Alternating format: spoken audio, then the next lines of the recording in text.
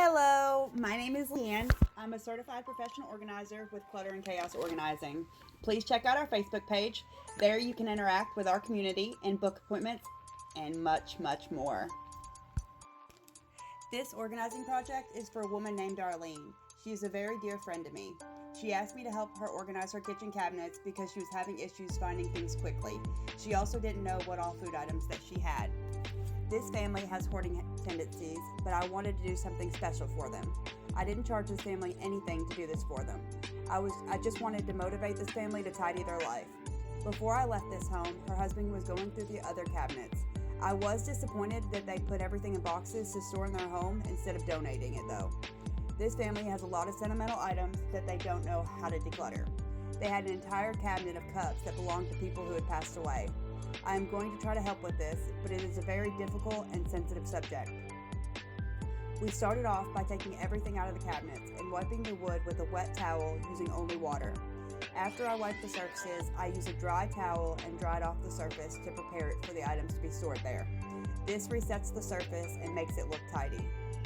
We took each item out of the cabinets and went through each item checking for expiration dates. There were items that needed to be thrown away because they were in plastic and the plastic had been torn. Some items were thrown out, but the items that she didn't want were donated. The goal here was to organize everything so that she could see what she had with one quick glance. It's also worth mentioning, on the first shelf, this couple had asked me not to touch the medicine that sits out there.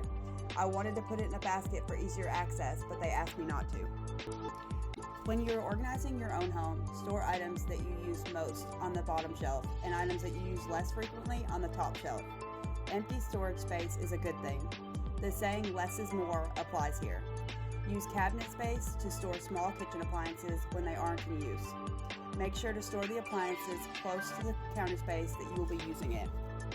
Make sure to check expiration dates on a regular basis. You can even set a reminder in your calendar 3 months from the time that you last checked the dates.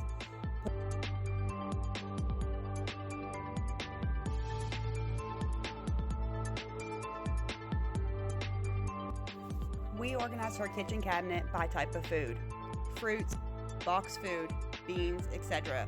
I organized the placement of product by putting things that will be used most frequently on the bottom shelf for easy access, and things that will be used less frequently on the top shelf. This family didn't have it in their budget to go out and buy organizing products for this project, so we just used what we had on hand. I moved some things around for better access. This project was a lot of fun and very fulfilling because I got to take my skills as an organizer and help someone in need. Do you know someone that needs my help?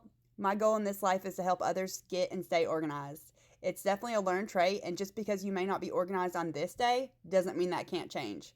Come on this journey with me to a more tidy life.